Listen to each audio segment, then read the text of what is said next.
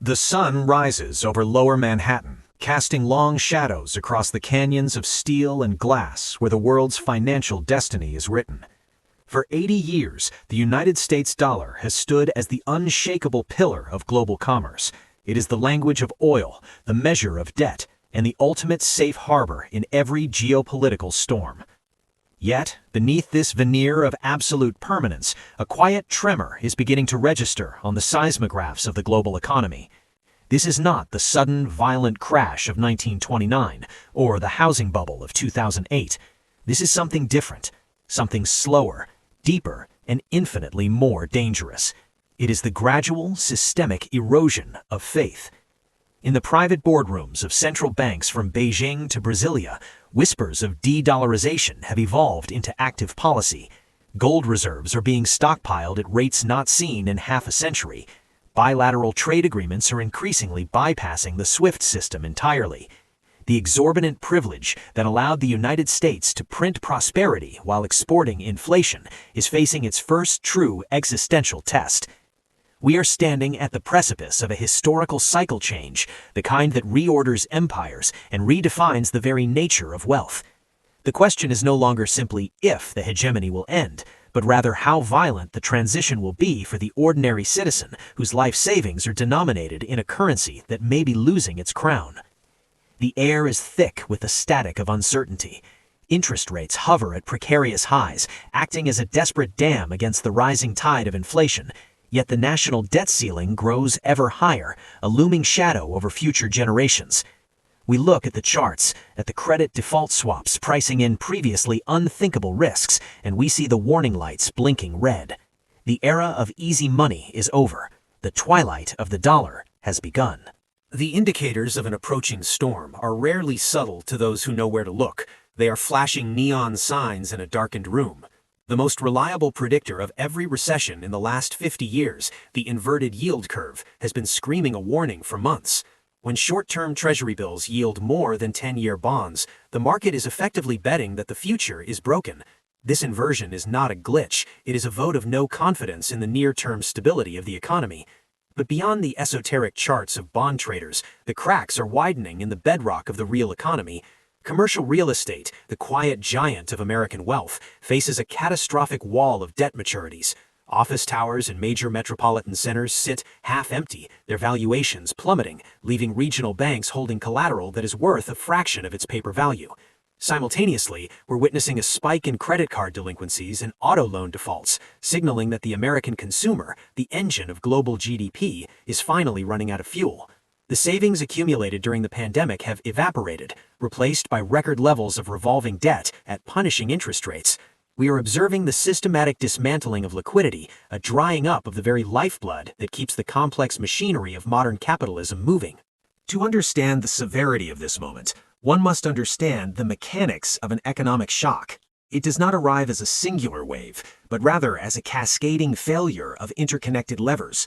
The modern economy is built on leverage, debt upon debt, asset pledged against asset. When confidence erodes and lenders pull back, the mechanism of credit contraction begins. It functions like a reverse multiplier effect.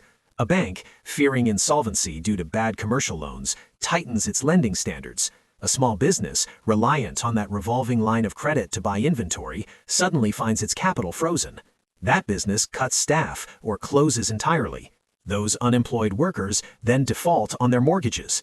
This is the doom loop of deflationary collapse. We see this in the widening spreads of credit default swaps, which are essentially insurance policies against default. When the cost to insure against a government or corporate default spikes, it indicates that the smart money is positioning for a crash. In a high interest rate environment, the cost of servicing existing debt consumes capital that should be used for innovation or growth, creating a stagnant zombie economy where survival, not prosperity, becomes the only metric that matters. We need not speculate on the outcome of such structural decay. History has provided us with brutal case studies. In 1997, the Asian financial crisis began not with a war, but with a currency peg breaking in Thailand. The Thai baht collapsed, and the contagion spread instantly to South Korea, Indonesia, and beyond. The IMF stepped in, but the price was national sovereignty and a decade of austerity. We look to Greece in 2010, where a sovereign debt crisis turned a developed nation into a ward of the European Central Bank, with citizens watching their pensions vanish and capital controls locking them out of their own bank accounts. Or Venezuela, a resource-rich nation that descended into hyperinflationary madness, proving that oil reserves are no guarantee against bad monetary policy. While the United States holds the unique privilege of issuing the world's reserve currency, shielding it from the immediate currency collapse seen in emerging markets, it is not immune to the laws of gravity. When a hegemon loses fiscal discipline, the collapse is not external, but internal, manifesting as stubborn inflation, social unrest, and a degradation of the standard of living that feels less like a sudden crash and more like a slow, suffocating constriction. The Argentine paradox, a rich country becoming poor, is no longer just a South American cautionary tale. It is a looming possibility for the West. For the United States, the impact of this Twilight era is profound and personal. The American dream was predicated on cheap capital, a 30-year fixed-rate mortgage, affordable student loans, and a stable dollar. As the hegemony fractures, that era of cheap capital ends. We are entering a cycle of higher-for-longer interest rates, necessary to attract foreign buyers for U.S. debt who are no longer buying automatically. This translates into a radical shift in the housing market, freezing out an entire generation of first-time buyers. The cost of imports, from electronics to clothing, will rise as the dollar's purchasing power is diluted by the sheer volume of money creation required to service the national debt. We are likely to see a bifurcation of the economy, a nominal rise in asset prices, stocks, real estate, driven by inflation, masking a severe drop in real purchasing power. This is the inflationary depression scenario, where the numbers go up, but the quality of life goes down. Retirement accounts, heavily weighted in traditional 60-40 portfolios, may face a lost decade of real returns. The exorbitant privilege is fading, and the bill for decades of fiscal excess is finally coming due, payable by the average tax-paying citizen. The response from the Federal Reserve and the Treasury will almost certainly follow the historical playbook, but with diminishing returns. Faced with the choice between a deflationary depression, mass bankruptcies, and hyperinflationary stagnation, currency debasement, political expediency dictates they will choose the latter.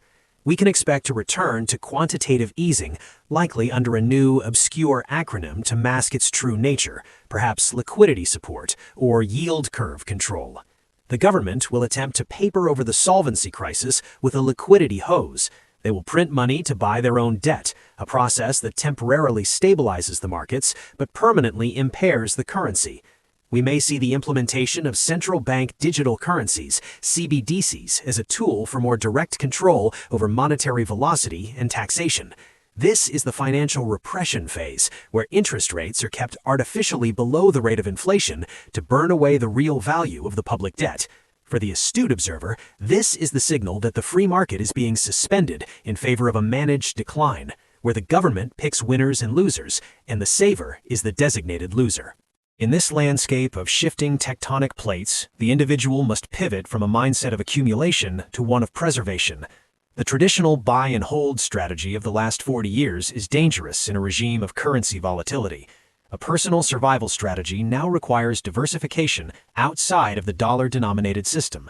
This means holding hard assets that have no counterparty risk, physical gold and silver, which have historically acted as the ultimate hedge against monetary debasement. It involves building skills that are inflation-proof, competencies that are in demand regardless of the economic cycle. Reducing variable-rate debt is critical. In a liquidity crunch, cash flow is king. Furthermore, one must consider geographic diversification, or at least the diversification of banking relationships, to mitigate the risk of institutional failure. The goal is to become your own central bank, reducing reliance on fragile supply chains in financial intermediaries. It is about resilience, mental, financial, and physical. The storm does not care about your politics or your portfolio. It only respects preparation. The twilight of the dollar is not the end of the world, but it is the end of an illusion. We are witnessing the closing of a chapter that began at Bretton Woods in 1944. The transition to a multipolar economic order will be messy, volatile, and fraught with uncertainty. Yet within every crisis lies the seed of opportunity. Those who cling to the old maps will be lost, but those who accept the changing terrain can navigate it. The hegemony may fade, and the dollar may lose its luster, But value itself does not disappear, it merely changes form. The future belongs to the adaptable, to those who understand that true wealth is not a number on a screen, but the capacity to produce, to endure, and to thrive amidst the chaos. The sun is setting on the old order, but the stars are just beginning to appear for those brave enough to look up and chart a new course. While the twilight of the dollar marks the end of a specific geopolitical epoch, it also signals the dawn of a digital financial revolution that will fundamentally alter how value is stored and transmitted. We are moving from a system of trust in sovereign institutions to a system of verification through code and commodities. The rise of decentralized finance and cryptocurrencies like Bitcoin is not merely a speculative bubble, it is a technological vote against centralized monetary debasement. Simultaneously, the BRICS alliance is actively constructing a commodities-backed exchange mechanism intended to bypass the dollar entirely, creating a bifurcation of the global trade network. For the viewer, this means the future is not just about inflation or deflation, but about platform risk. The danger lies in being trapped in a legacy financial system that becomes increasingly restrictive and surveilled as it loses dominance. The transition will likely see the implementation of programmable money, central bank digital currencies that can be turned off or expired at the will of the issuer. Understanding this technological shift is as crucial as understanding interest rates. The survival strategy of the future involves navigating between the convenience of state-issued digital tokens and the sovereignty of decentralized assets. Ultimately, an economy is not just a collection of charts, algorithms, and currency reserves. It is the aggregate of human action, hope, and resilience. History teaches us that every empire that loses its currency dominance undergoes a period of profound, painful restructuring, but it does not vanish. The United Kingdom lost the pound's hegemony after World War II, yet it remains a vital economy. The United States will evolve. The end of hegemony is not an apocalypse, but a return to a historical norm, a multipolar world where competition drives efficiency. For the individual, the fear of this transition is the mind killer. The antidote is education and action. By understanding the mechanisms of this change, the debt cycles, the currency shifts, and the geopolitical pivots, you transform from a passive victim of history into an active participant in your own destiny. The dollar's twilight is merely the shadow cast by a new world rising. The only question that remains is, where will you stand when the new day breaks? As the screen fades to black, we are left not with a sense of finality, but of transition. The documentary concludes with a silent montage of data points that tell the story of the next decade more eloquently than words. We see a split screen. On one side, the exponential curve of U.S. debt service costs. On the other, the rising volume of gold purchases by central banks. The visuals shift to a street-level view of a digital wallet transaction in Lagos, then a high-speed train in Shanghai, and finally, a small community garden in Ohio. These disparate images weave together the narrative of a fragmented but functioning world. Text overlays appear summarizing the core tenets of the new era. Diversification is liberty, liquidity is life, and skill is the only true currency. The haunting ambient score swells one last time, resolving into a major key, a sonic representation of resilience. The final shot is not of a crumbling bank, but of a sunrise reflecting off a calm ocean, a timeless reminder that while currencies rise and fall, the tides of human endeavor persist. The dollar's twilight is simply the universe's way of clearing the stage for the next act. Navigating the twilight of a hegemony is not a solitary endeavor. The data we have presented today, from the inverted yield curves to the geopolitical pivots of the BRICS nations, is merely the map. You must walk the territory. We are committed to tracking these seismic shifts in real time, providing you with the unbiased analysis that mainstream financial news often obscures. If you found value in this documentary, if it sparked a realization or a new strategy for your financial future, we ask that you subscribe to our channel. By liking this video, you help signal to the algorithm that in-depth economic education matters. But more importantly, we want to hear from you. The wisdom of the crowd is a powerful indicator. Do you believe the US dollar will retain its status for another decade, or are we on the verge of a sudden collapse? Leave your thoughts and your personal survival strategies in the comments below. Check the description for links to the charts and historical data referenced in this film. Until the next crisis, stay skeptical, stay prepared, and stay tuned.